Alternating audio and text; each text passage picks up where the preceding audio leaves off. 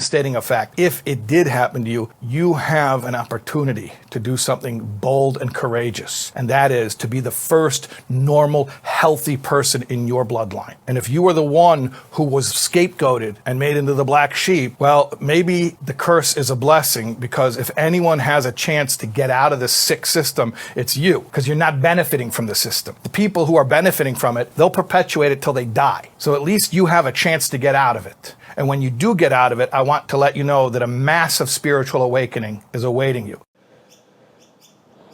Hello, hello, hello, hello, hello, hello.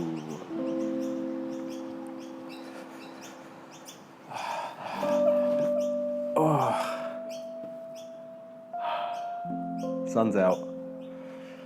Hey, I hope you're doing well. Welcome to Andrew's Clubhouse. I'm really happy to be here today. It is 6:50 p.m. or 18:50 if you're nasty. Thursday the 19th of December. And yeah, my watch is my best friend. You know, my watch is my best friend. Yeah, my watch is my best friend after my best friend died of a lack of common sense. In it, yeah, that common sense really got a cousin of mine. When I used to work with my cousin Halim, he'd always used to tell me, you know, common sense, don't you have common sense, don't you have common sense? I don't think I do, as it turns out, you know. I think the way that I sort of process information is just a little bit different than most people. It's what they call these days neurodivergent. Just means I sort of think about stuff a little bit differently than other people. So that's why when Tony died, my best friend, it really sort of damaged me, but I couldn't process it the way that the family was processing it, which is, I suppose, being stoic. I don't know. But to me, the way that I interpreted their stoicism, or whatever, was, well, kind of like a lack of respect for Tony, right? So to me, the death of Tony was beyond tragic, right? It broke and killed me. Yeah, and I just could not understand why YOUSEF and Halim went back to work 3 days after his death, especially given the fact that they caused his death. I just, like, the fact that there was no guilt, you know, the fact that they prioritized work over the well-being of Tony, you know, as he was dying and then after his death as well. That encounter that YOUSEF had on Father's Day with Candace, the fact that they were having petty arguments on Father's Day so soon after the tragic death of their brother, who again, they contributed to his death. That, to me, that's odd, right? I wouldn't do that. I don't know, but I lack common sense, I suppose. You know, their common sense would be something along the lines of, I have to go to work. Work is more important. I need to provide for my family. So they go back to work. But then I'd retort, like, why do you have to go back to work in 3 days? You know? So, for example, Halim isn't the sole owner of his company. He owns it with Mansour. Why couldn't Halim take a couple of weeks off after work and let Mansour sort of handle it? I don't know. Like, is that common sense? You know, I like a lot of the things, a lot of the choices that they made, just was horrifying to me. You know, like, obviously YOUSEF was damaged, right, because of what I was going through, right, and him sort of, you know, witnessing that and then sort of being on the phone with me. I'm sure that was quite damaging to him, and then, you know, he has to go straight back to work 3 days after Tony died. Obviously, he's going to hit the gear hard, right, to cope, right? And then he just has to lean on other people's sort of generosity, right? We don't say that he's struggling with mental health, you know, we just sort of say, yeah, cuz, what do you want to do, man? He wants to get on the gi. His brother's dead. They wouldn't even say get on the gi. They just say, yeah, so what, bro? Let him, man. His brother just died. Yeah, cuz, he's some more AUNTIE. I don't know. I don't know, but he certainly doesn't have a good, robust sort of support network, YOUSEF, I don't think. But is that a lack of common sense, you know, to you know, go on benders so shortly after Tony died? I don't know. Like, I wouldn't do that, right? What I did was just crumble and fall apart. Maybe if I had common sense, cuz, go to church and stand next to Kholak Mansour and pray the pain away. Pray the pain away, maybe, man. I have no clue, man, but remember, Saeed called the police on me, right? I had to deal with that, and Halim, my best friend's brother who's dead, right, sent me a big message, get the fuck away from us, Andrew. He's the AVO, and here's how I help contribute to the AVO. Or maybe that was just Ami Sharbel playing with my head. Maybe Halim didn't have anything to do with it. You know, was that a lack of common sense? You know, Kazi, if you insult me, I'm gonna call the cops on you. That's just common sense. That's just common sense. I don't know. I really don't know. What's common sense? Well, he's dead now. For lack of common sense, right? Because that's a big thing, right? If you have leukodystrophy and you can't swallow solids, don't feed him a solid. I think what I want to make this episode about is how sort of damaging my family's been to me, right? Just in this year, but how that's indicative of how damaging that they've been, you know, all throughout my life. And it's so clear now, you know? So, for example, recently I made a video, put it out there, you know, asking, so what do you want me to do, right? What to do now, right? Because I finally got my head back, right?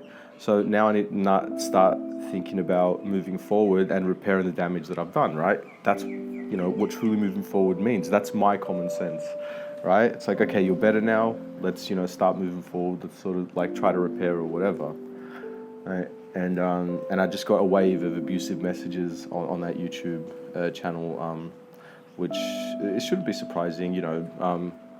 Go screw yourself, you dog. Go away, you dog. F off, you dog. Disgusting dog. The shit that I've been hearing all of my life, whether I'm good or bad, mind you, right? Just from petty people that are sort of small and low, like all about Assad, basically, in my opinion. Not all about Assad. What am I talking about, man? Specifically, Saeed, Majid, my dad, Ami Sharbel, Ami Maroon, Mart Ami Rosa, Auntie Ghada, Ami Tone, Halim, YOUSEF. You know, so basically, like, yeah, like my first cousins, because I don't actually get that from my mum's side of the family at all. They are not like petty.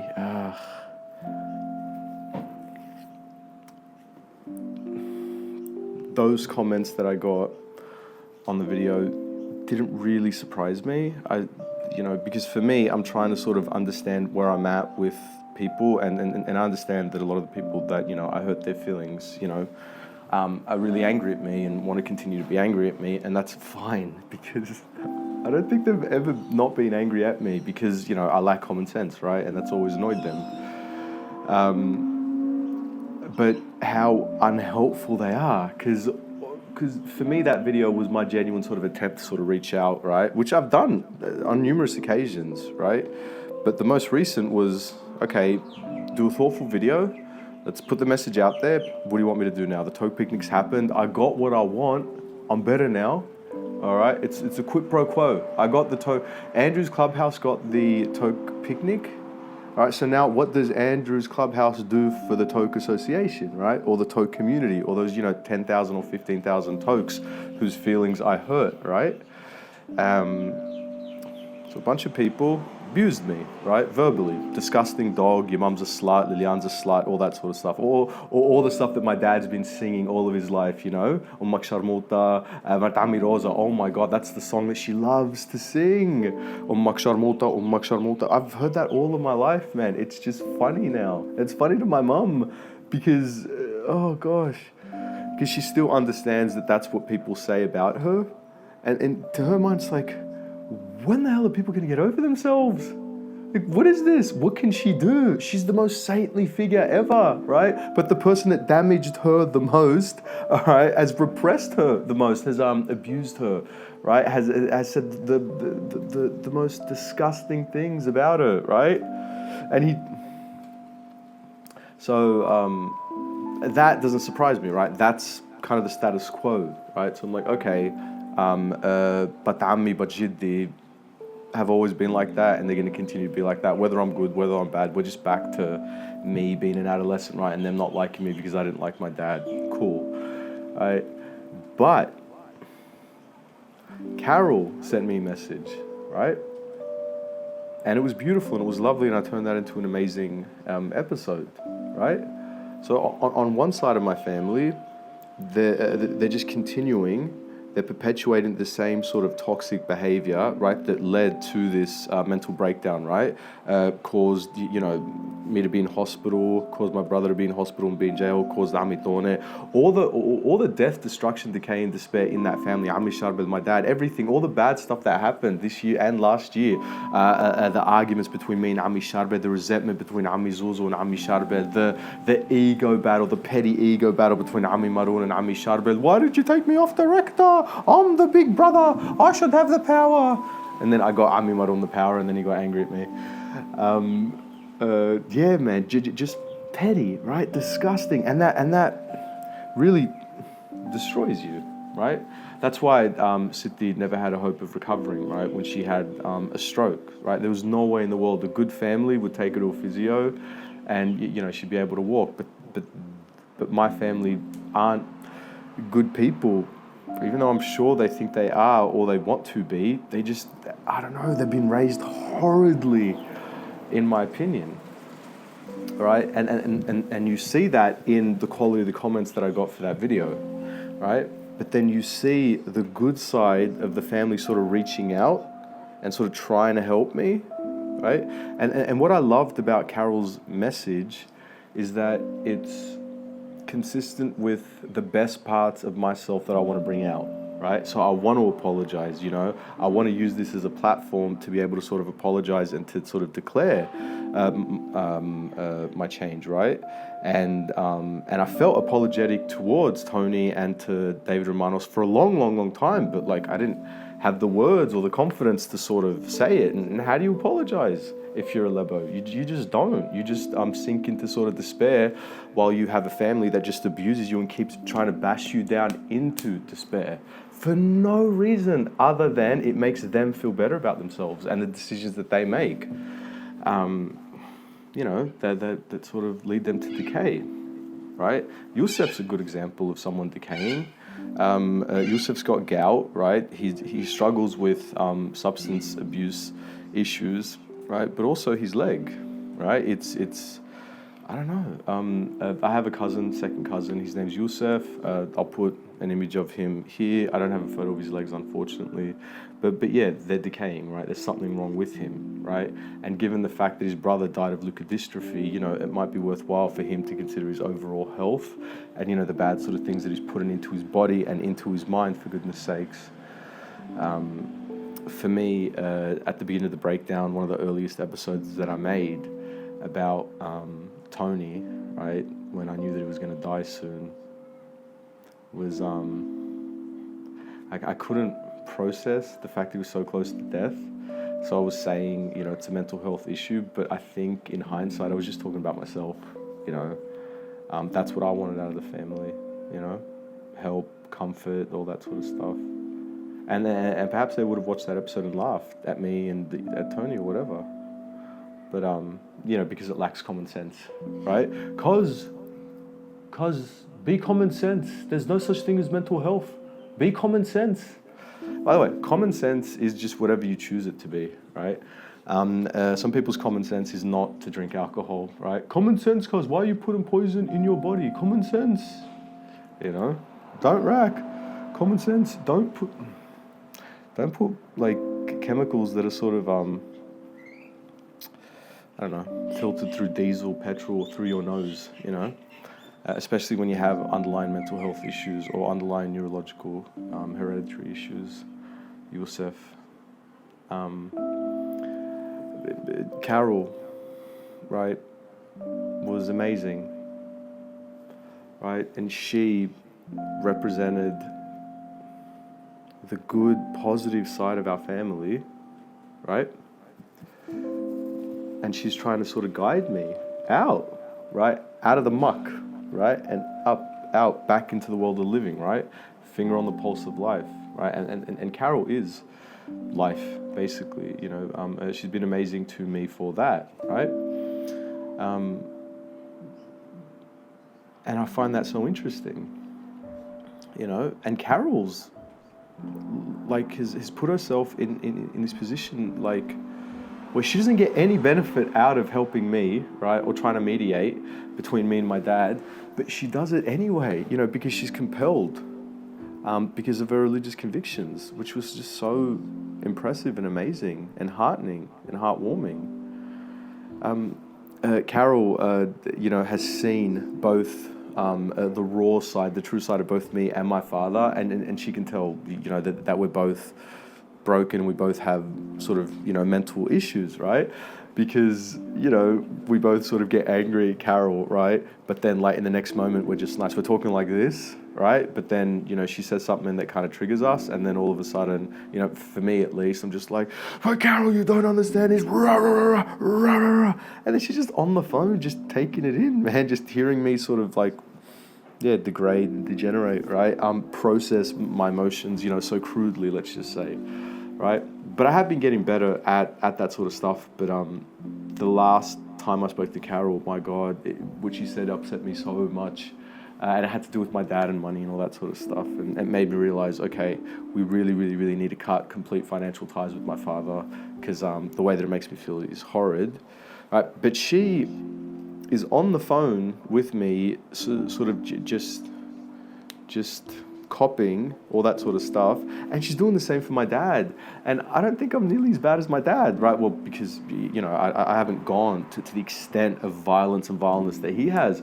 But interestingly, and Carol will attest to this, and this is according to Carol, right? So go to her if you think that I'm lying. But yeah, Carol told me that my father threatened to slit her throat and kill her when he was talking to her, and this was the day after a beautiful, good, positive conversation. My dad said he wanted to help me. He agreed to give me $50,000 without taking, you know, my name off the title. I'm like, oh wow, that's going to be so great, beautiful. Thank you so much, Carol. You helped me. This is good. All right, now I appreciate this because this is progress, but let's just relax, right? Because my dad, you know, changes his mind. And then a couple of days later, Carol spoke to my dad, and my dad absolutely like flipped the script and just snapped at her. Was like, no, you fucking rah, rah, rah, rah. Yeah, and threatened to slit her throat, right? And where did he get the idea of slitting people's throats in his mind? Well, obviously it was me. Because, you know, like what I was saying to Nana was exactly the stuff that I grew up hearing my dad sort of say, and you know, saying how he said it. And mind you, I've got criminal charges basically because I revealed that, you know, I am quite similar to my father, right? You know, but I was horrified of that. You know, that's not a good thing. I don't feel proud of that at all. You know, I understand that my father's proud of the person that he is, but that sickens me, right? And I thought that if my father sees my pain and you know, the error of his ways, then he'll change. But he's an absolute narcissist, right? And narcissists just don't do that. And narcissists can't really change. So yeah, I've kind of given up on kind of giving my father a chance to sort of repair a relationship with me. And yeah, I think I'm about done with my father, which is fantastic, you know? Yeah, because I kept saying, no, it'll get better. I'll go to Qatar, I'll help him work, and I'll help him with the house, and blah, blah, blah. And yeah, no. It's nothing. And it's extraordinary. Yeah. And he literally thinks that it's okay for him to just rock up to the country and expect. For example, my wife, he messaged Emily and asked her to call him, like that would happen, you know, that he had the right to sort of do that, you know, without speaking to me first, because him being able to speak to Emily is tied into the mediation that we're having with him, Carol and I, right? Yeah, and he doesn't seem to understand how much he's trespassed against me and how much I'm adamant about.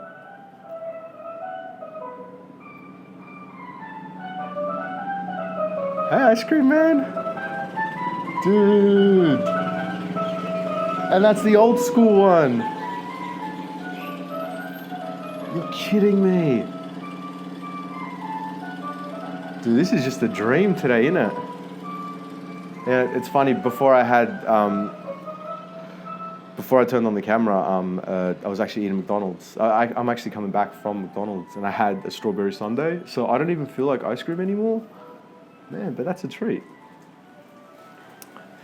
Yeah, so for me, there is no point to my relationship with my father, or, you know, but basically all of my first cousins, you know, obviously except for a few people, Auntie Nawal's family has been, oh my God, such gems.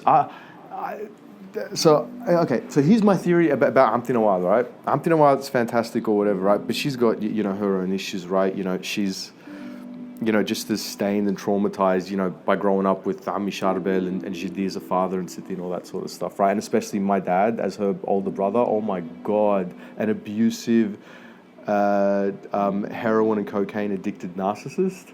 Yeah, man. yeah. Like Auntie Nawal ever had any hope of being well adjusted, right?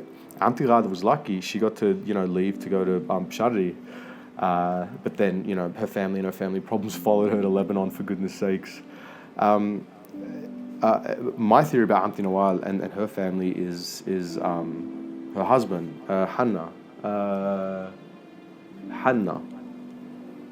There's a really nice photo that I have of him, and I think of him and Jessica on the photo booth at my wedding. I think I'll sort of overlay that image. I think that's a really good image to kind of think about the father that he is, and the fact that what really sort of brought even Auntie Nawal out of that potential kind of despair, right, that she would have adopted from her family, he brought her out of that, and he was like this good, strong, stoic rock, right, for her and you know, for that family, because that family, a lot of bad things happened to them, right? All their kids, right, went through like a pretty rough kind of childhood. It wasn't easy, you know, and you know, just Auntie can't speak the language, right, but he's such a hard worker. He's such a ferocious sort of like workhorse, right, that just, and he's such a good, well-respected person that whatever he makes will turn good, right? It's judge a tree by the fruit that it bears, right? And for me, just Auntie Hanna and Auntie Nawal, right? It's Jessica and Joanne, and the fact that they're married, but they're married to really good people, and that Joanne's married to Johnny, and Johnny brought his brothers here, and his brothers got the Toke sort of butchery. Like, that tree is growing, right? And it's blossoming, right? It's blooming, right? In 2024, like a horrid year for so many people, so many cafes, so many restaurants, so many businesses, all right, are going under, right? 2025 is going to be a very, very interesting year, you know, for businesses that have survived, right? The onslaught of the post-pandemic kind of like financial world, right? And that's when Toke Butchery decides to start a business, right? And they're succeeding. Imagine how good they're going to go having that as their sort of foundation, right? Imagine how well they're going to go next year, right? And I think the link for them is just Auntie Hanna, right? It's an interesting thought, right? But see, that's good and positive, right? Right? But if you think of and Zuzu has been sort of like my guardian angel, basically, right? that's taken the place of my father, for God's sakes, right? I don't, like, what I needed out of my father, I got from Zuzul, strangely, right? And he didn't even try. He's just a kid. He's just a kid, but him helping him through, helping me process, what happened with the builders, and then helping me, get on a good footing, and us sort of working with each other, and us sort of talking and all that kind of stuff. Like, the kind of assistance that I'm getting from him surpasses anything that my father's ever done for me ever in my life, for goodness sakes, right? And Zuzul's not even trying. He's just not being evil. Right? He's not being Ami Sharbel, right? And constantly just calling the police on me. It's ridiculous how simple it could have been. Just be nice to me, and none of this mess would have been as bad as it is now, right? For goodness sakes, man. Even for Ami Sharbel. I hope that he understands it now, that the situation couldn't have been anywhere near as bad as it was if he didn't lie to the police, for goodness sakes, right? Because for him it was more important to have power over me or prove something to himself or to other people. I really don't know, but I hope that he's happy and he got what he wants, right? We'll see how that turns out in the long term, though. Yeah, we'll see. But again, consider the fruit that you bear, right? For someone like Ami Sharbel, yeah, he's going to buy Redfin, which is fantastic. But so what? Like, who's he going to share it with? He's a bit of a Scrooge. Right? He lives alone, right? And I haven't met anyone that actually kind of respects him. I don't know. And his family really only puts up with him begrudgingly. Did he go to the Toke picnic even? Did he help? Did he contribute? Like his eldest brother did? And Ami Zuzul? Did he get stuck in? Where was he? I don't know, calling the cops on me again? Maybe. But what fruit has he borne, right? Or produced for the community, right? What has he done? Except profit off the church in his own sort of way, just like he profits off the family trust and all that sort of stuff.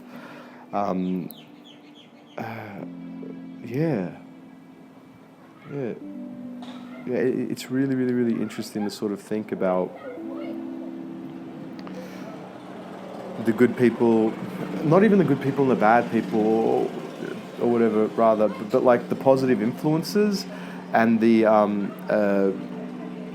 people that leave just a negative impact on you, right? And why would you want to surround yourself with people that have negative impact on you? Right? I just don't understand it. To me, it lacks common sense, right? I don't understand, And the video that I made asking, people what I should do, right? I know now the utility of those negative comments, right? Because I'm like, oh, okay. All right, so this is just a subset of the thinking process of the people that watch my videos, all right? And they just think I'm a horrid person, and it's really, really good to know. It's like, okay, they just think I'm a horrid person, and that's it. Just leave it. You're a horrid person. All right, you're a horrid person, but I'm better than you. All right, you're the worst, but I'm better than you. I don't know. A video like that is an invitation for help and assistance, right? And I love seeing who's willing to help and assist, and who is just there to sort of, I don't know, mock. Yeah. But with all that being said, I think I'm happy. I'm happier now than I have been in a very, very long time. Much happier than I was last year working with my family. I can tell you that. I'm dead broke, and I'm separated from my wife, and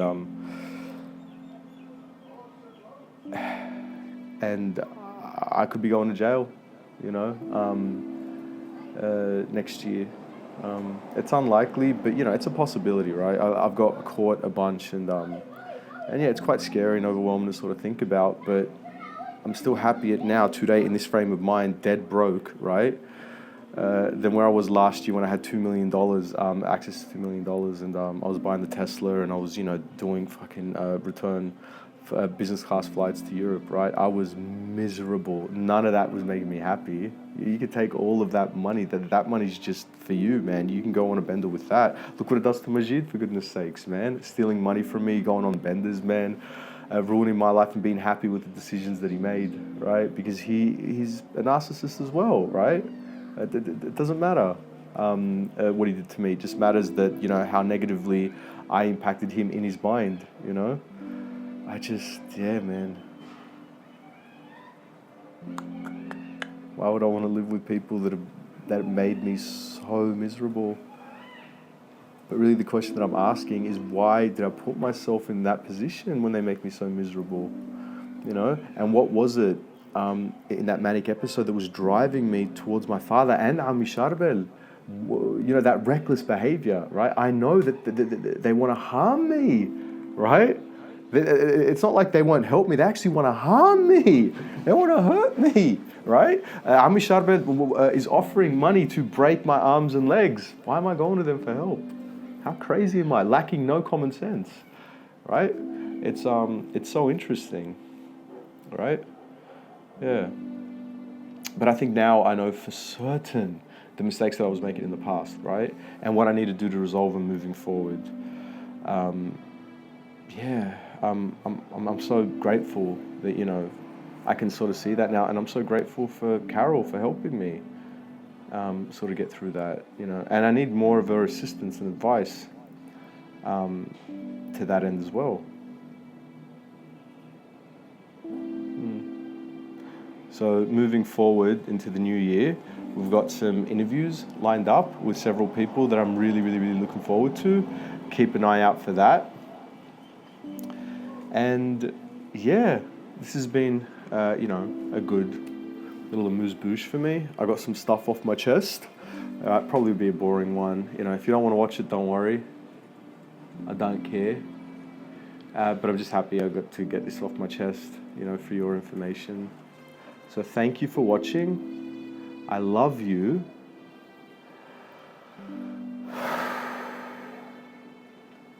Bye.